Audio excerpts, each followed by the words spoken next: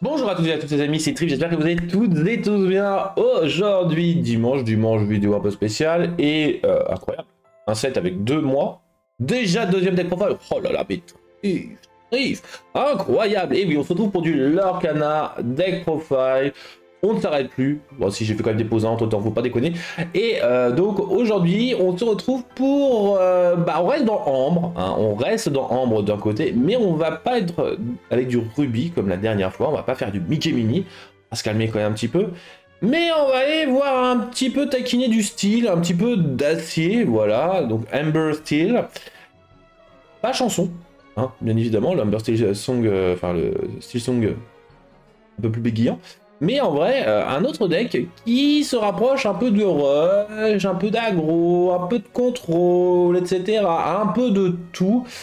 En même temps, c'est le problème des rotations, c'est que vous n'avez pas full deck comme ça, full deck comme ça. Alors vous en avez un ou deux, je dis pas le contraire.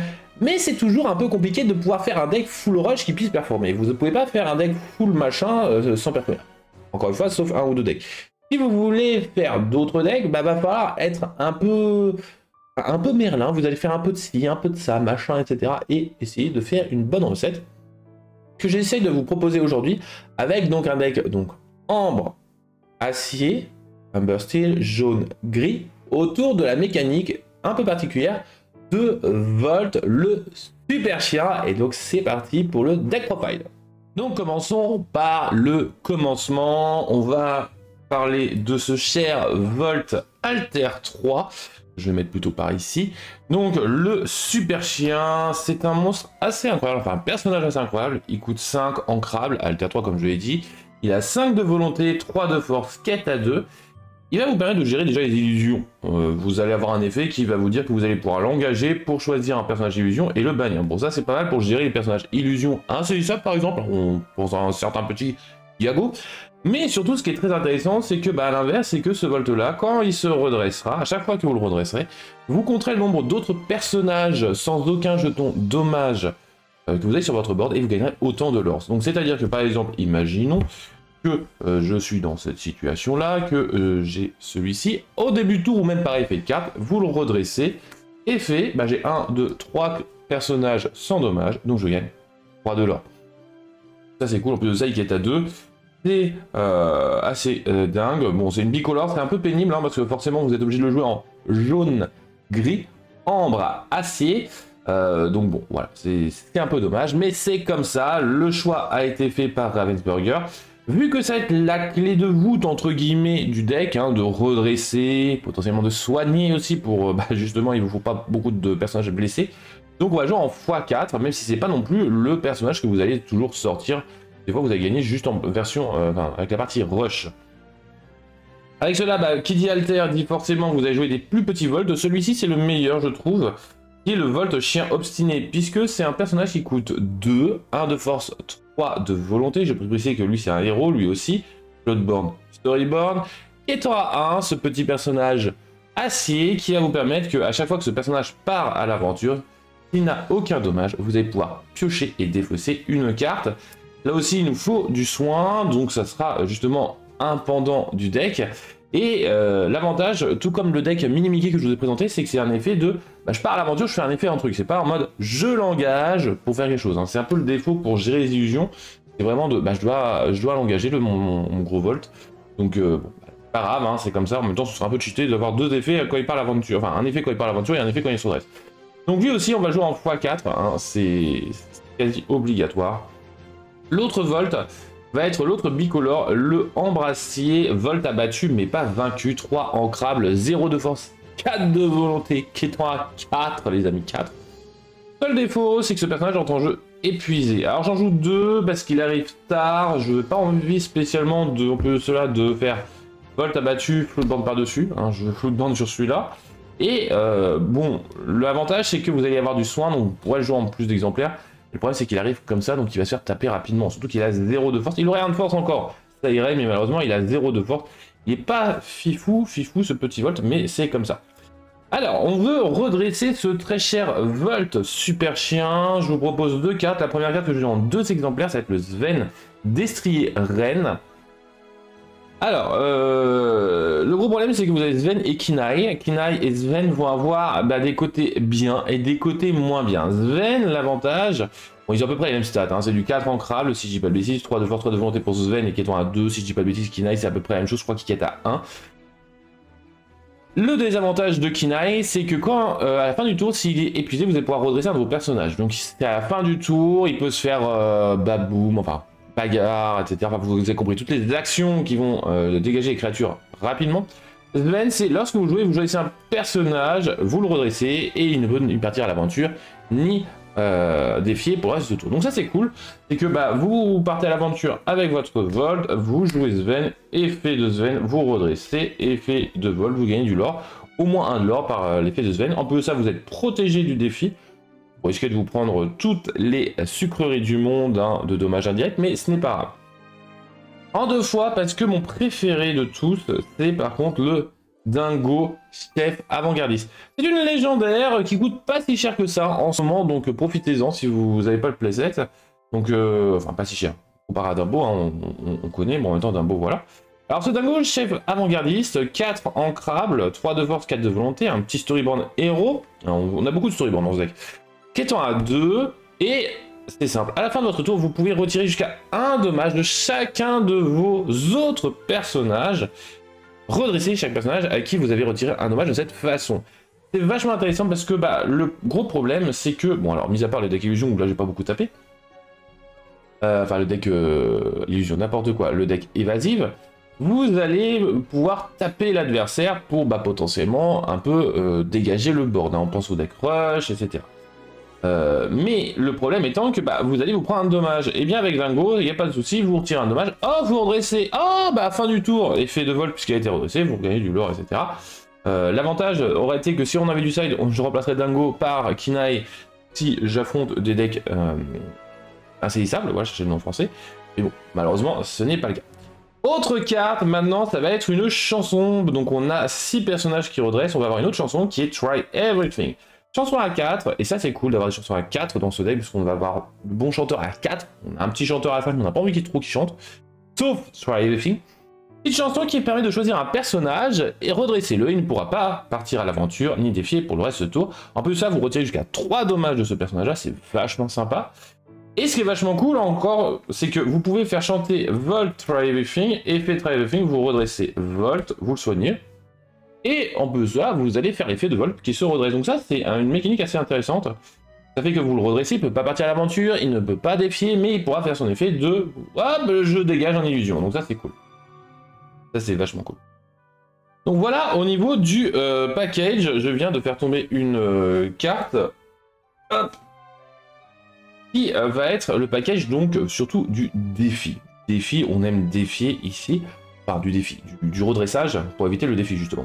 On n'aime pas le défi, c'est plutôt l'inverse. Donc, qu'est-ce qu'on a maintenant besoin? Donc, on a un petit peu de soin. Ici, on va continuer le soin avec guérir les blessures. Chanson à 3 qui permet de choisir un personnage, retirer 3 jetons dommages, piocher une carte, et c'est pour cela que je la joue, c'est que ça soigne, et on a besoin de soin dans le deck. Et en plus de ça, vous piochez une carte. Et c'est pour cela qu'en fait, j'ai pas forcément besoin de gérer le board adverse, parce que c'est lui qui aura plus tendance à me gérer. C'est un petit deck entre guillemets rush. Vous voyez, quête à 4, quête à 2, par-ci par-là, et on n'a pas fini le deck qui a encore pas mal de sucre. Donc soigner, c'est la vie, et piocher, c'est encore mieux. Hein, vraiment, même si j'ai le package acier, la pioche avec rotation, c'est un peu compliqué. Donc c'est pour ça que je joue en x4, très bon chanteur à 3, vous avez en plus de ça une très bonne chanteuse, et une très bonne carte qui est Julieta Madrigal. On n'a plus la réponse, mais on a Julieta. Elle, personnage à 3, donc qui peut chanter guérir blessure une fois qu'elle est partie, qui va vous permettre, lorsque vous la jouez, de choisir un personnage, de lui retirer jusqu'à 2 jetons de dommage, et si vous avez retiré au moins un jeton de cette façon, vous piochez une carte. C'est un personnage qui va servir plus à chanter, parce que 4 de vie, 1 de force, Keton à 1. Bon, après, le Keton à 1, ça fait pas de mal, et surtout, ça permet de faire en sorte que, certes, Vol va se prendre des tatanes, mais Rouletta va partir à l'aventure, tout ça. Et donc vous allez gagner un peu de lore, c'est pas non plus elle qui va faire le plus de lore, mais au moins ça fait piocher, ça soigne, c'est cool, c'est sympa, on aurait préféré la réponse, mais ce n'est pas grave. Au niveau de la pioche, hop, je vais essayer de mettre quand même la dernière carte, donc on a quand même 2 cartes de pioche qui soignent en plus de ça, donc on a quand même pas mal de soins, comme vous pouvez le voir. Et la dernière carte donc de pioche, ça va être le prof de non ancrable, chevalier hardi, allié, chevalier, 7 nains, 1 de force, 3 de volonté, quêtant à 1. Lorsque vous jouez, vous pouvez défausser votre main, piocher 2. C'est en gros le dernier recours, mais il est vachement intéressant pour de la draw dans acier. Maintenant qu'on a perdu beaucoup de cartes. Donc, bon, sauf si vous avez d'autres moyens, si vous pouvez faire Beyond the Horizon facilement grâce à des flous de bande, pourquoi pas. Moi, je ne peux pas forcément, j'ai pas forcément envie de faire chanter beaucoup trop de personnages. Je préfère partir à l'aventure.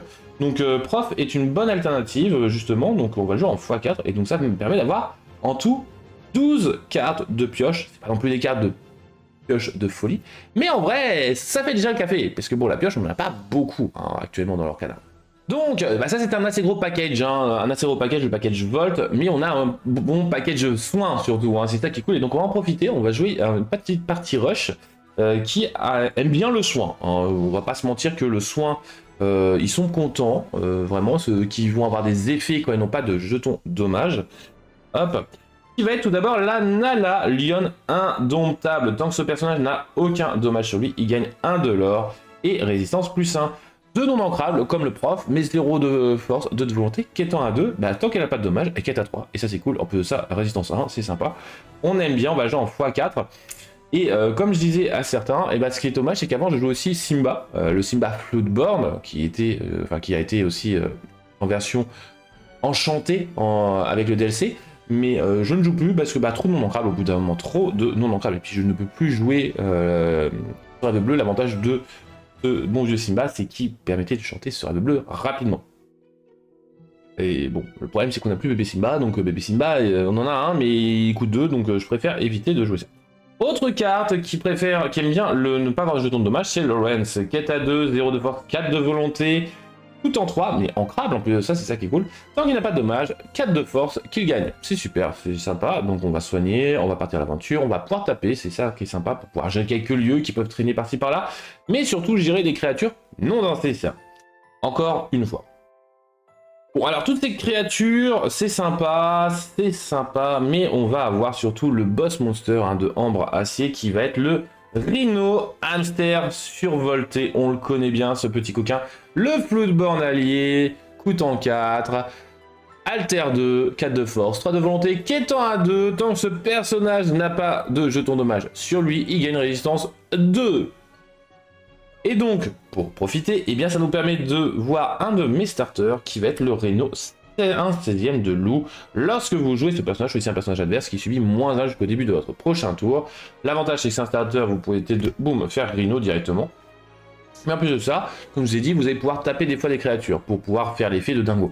Mais des fois, vous n'avez pas une volonté non plus de foufou. Hein. Vous avez une assez bonne volonté, hein, du 4, etc. Mais bon, on va éviter quand même quand vous affrontez un personnage qui a trop de force. Faire perdre de 1, ça peut faire l'affaire, et comme ça vous allez pouvoir prendre des dommages, effet dingo, vous redresser, après avoir soigné, tout ça, donc c'est cool. Rhino en x4. Donc tout ça, c'est sympa au niveau des effets qui ont... Enfin, des cartes qui vont avoir un effet quand ils n'ont pas de dommages, mais en vrai, on va pouvoir pas trop se priver de Daisy, hein, un autre starter, rendez-vous de Donald, coûtant 1, non ancrable, 1 de force, 4 de volonté, quêtant à 2, chaque fois ce personnage est, part à l'aventure, l'adversaire révèle sa carte du dessus de sa pioche, s'il s'agit d'une carte personnage, il peut la récupérer en main, il n'est pas obligé, mais dans tous les cas, si ce n'est pas une carte personnage, il la met en dessous de sa pioche. Il ne récupère pas la carte personnage, il la met en dessous de sa pioche. Et l'autre starter, justement pour gérer les insaisissables, ça va être Joyeux, le Chevalier Guiret, 2 de force, 1 de volonté, quêtant à 1, c'est un petit starter, voilà, mes starters, ils sont là, ils sont beaux, ils sont gros, tous regroupés, c'est sympa.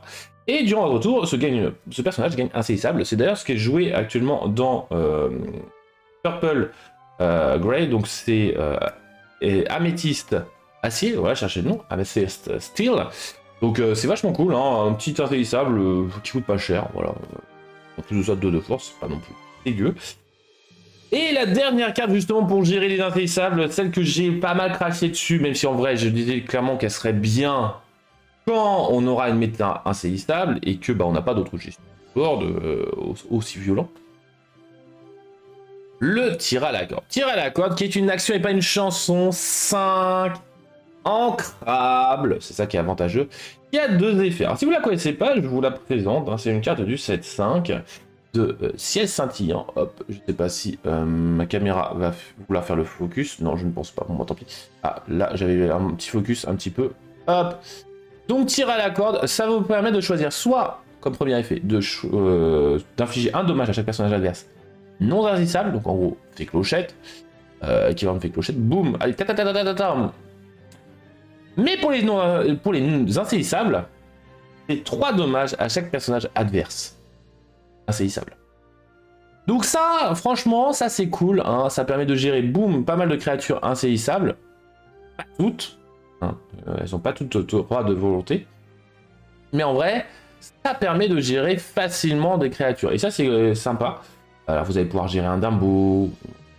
En règle générale, s'il a un premier Dumbo, il en aura un deuxième après. J'ai une saleté dans ma sleeve ou c'est un défaut? Non, c'est une saleté. Ça m'a perturbé, désolé. Ça va le gérer un Dumbo. En règle générale, il aura un deuxième au tour d'après. Mais bon, au moins, ça va cramer un peu sa pioche. Et il va faire tomber un peu des cartes. Donc, et puis si vous êtes T5, en règle générale, vous avez d'autres choses qui va permettre de gérer un peu le board. Et bah, l'adversaire va être un peu en galère parce que bah, vous serez parti à l'aventure. Donc à 2 ici avec Daisy. Des fois, attention, ne partez pas à l'aventure parce que bah, justement, pour un deck qui n'a que des personnages, ça donne trop de personnages à l'adversaire. Purple, par exemple, a pas mal de persos, donc vous allez éviter. Sauf si vous avez d'autres gestions de board, clairement. Vous allez avoir tendance à jouer Nala rapidement. Hein. Vous voulez Nala, un des starters, et là, ça part en cacahuète. Si vous avez Rhino qui est là, bah, vous allez essayer d'optimiser d'avoir ce starter-là. Mais en règle générale, ouais, vous avez plusieurs choix, et c'est ça qui est cool dans ce deck, c'est que vous n'êtes pas cantonné à une seule mécanique. Vous allez avoir une petite partie rush, une petite partie contrôle, une petite partie machin, etc. C'est ça qui est cool. Et je vous invite à le tester, que ce soit sur émulateur, par proxy, ou même si vous avez les cartes, de le tester tout simplement. Donc, passons maintenant au fameux graphique dont je vais essayer de prendre l'habitude. Donc, au niveau du non ancrable, vous voyez qu'on en a que 12, sachant que bah, on a la Daisy qui est là. Non ancrable, donc qui compte en effet comme du non ancrable, mais en vrai c'est un starter non ancrable, donc ça va, c'est comme s'il comptait pas, donc on en a que 8, c'est-à-dire les doubles Nala et les doubles Prof, donc ça va en non ancrable. En plus de ça, on est plutôt bien, on est plutôt vraiment tranquille. Le maximum de d'encre que j'aurai besoin, ça sera du 5, et vraiment, si je suis vraiment dans la panade, parce que bon, en 5 j'ai quoi? J'ai Volt, TR3, à la corde. Bon là dans ces cas là oui je suis obligé, donc en vrai ça va, je suis plutôt pas mal, vraiment. On est assez tranquille là-dessus, sur le fait d'aller trop loin dans l'encre. Ça vous permet justement de cracher un peu plus facilement vos starters ou vos T2, puisque j'ai quand même 12 exemplaires de T1, 12 exemplaires de T2, 14 exemplaires de T3, sans compter bien évidemment après les alters, tout ça qui vont être des équivalents, puisque comme je vous ai dit, Volt c'est un T5, mais en gros on a envie que ce soit un T3. On a aussi le Rhino Floodborn, on a envie que ce soit un T2 et pas un T4. Donc bon, voilà. Donc en vrai c'est vachement stylé, et donc après c'est pareil, si vous avez eux, bah, par exemple Try Everything c'est plus un T4, mais c'est un T2, voire un T3. Donc en vrai c'est assez peu coûteux au niveau d'encre, donc c'est assez bon.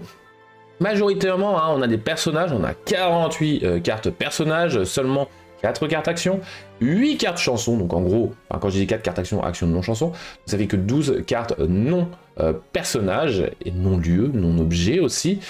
Comme vous pouvez voir, je ne joue ni objet ni lieu. Malheureusement, la rotation fait que je ne joue ni lieu ni objet, ça me perturbe du maximum, mais voilà, je joue au moins un peu de chansons, et ça me fait plaisir.